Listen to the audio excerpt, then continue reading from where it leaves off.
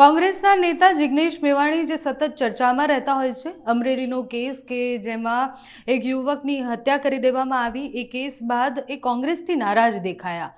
ઘણી બધી જગ્યાએ એમણે જે નિવેદન આપ્યા એની પણ ચર્ચા થઈ। જિગ્નેશ મેવાણી જલ્દી કોંગ્રેસ છોડી દેશે એવી પણ વાતો થવા લાગી। આ બધાની વચ્ચે ફરી એકવાર કોંગ્રેસના નેતા જિગ્નેશ મેવાણીએ એક પોસ્ટ કરી છે। ટ્વિટર પર એમણે જે લખ્યું છે એના ઉપર ચર્ચા કરવી છે, કારણ કે કોંગ્રેસ સાથેની નારાજગી એ જાહેરમાં દેખાઈ છે।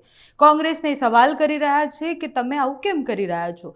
જિગ્નેશ મેવાણીએ શું લખ્યું છે એની વાત કરીએ તો જિગ્નેશ મેવાણીએ ટ્વીટ કરી છે અને લખ્યું છે કે હવે તો બીજા પક્ષના નેતા પણ કહી ગયા કે તમારામાં ફૂટેલી કારતૂસો ભરી છે, કાઢો ને, શેની રાહ જુઓ છો। બી ટીમ ફૂટેલી કારતૂસો સામેના કેમ્પ જોડે સેટિંગ કરવાવાળા લગ્નના ઘોડા, આ બધાને કાઢવામાં દુખે ક્યાં છે। મારું નહીં તો રાહુલજીનું તો સાંભળો।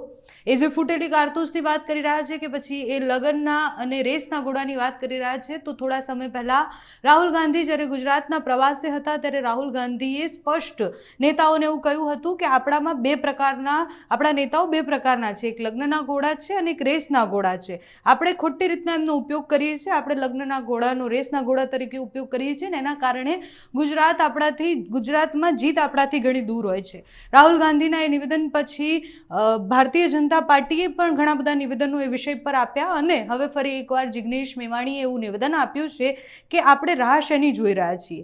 આપણા પક્ષમાં અંદરો કંઈ વિખવાદ છે તો એમને કાઢવામાં આટલી બધી રાહ શેની થઈ રહી છે। અને કોઈનું ના સાંભળો તો રાહુલજીનું તો સાંભળો। સતત દેખાતી એ નારાજગી અને કોંગ્રેસમાંથી છૂટા થવાની વાત તો એમણે ઘણા બધા જગ્યાએ મીડિયામાં એવું પણ કહ્યું કે હું કેમ છૂટો થાઉં, અને નારાજગી એ પણ છે કે અમુક મુદ્દાઓ ઉપર કેમ જિગ્નેશ મેવાણી જ લડે, જ્યારે અમરેલીનો કેસ હોય તો બીજા નેતાઓ ક્યાં જતા રહે।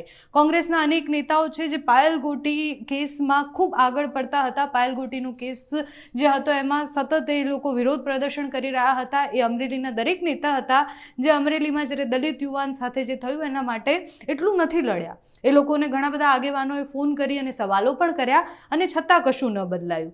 જિગ્નેશ મેવાણીની આ ટ્વીટ અને જિગ્નેશ મેવાણીએ જે રીતના લખ્યું છે એ સીધું દેખાડે છે કે એ નાખુશ છે।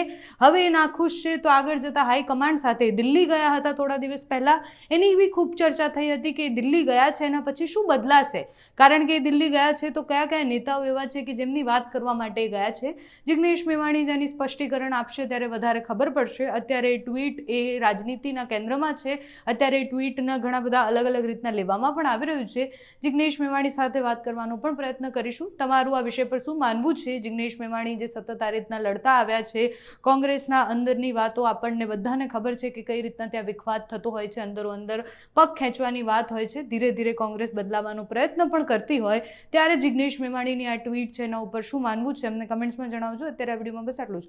જો તમે અમને યુટ્યુબ પર જોઈ રહ્યા હોય તો સબસ્ક્રાઇબ કરજો, ફેસબુક પર જોઈ રહ્યા હોય તો ફોલો કરજો, અમારા આ વિડીયોને લાઇક અને શેર કરજો।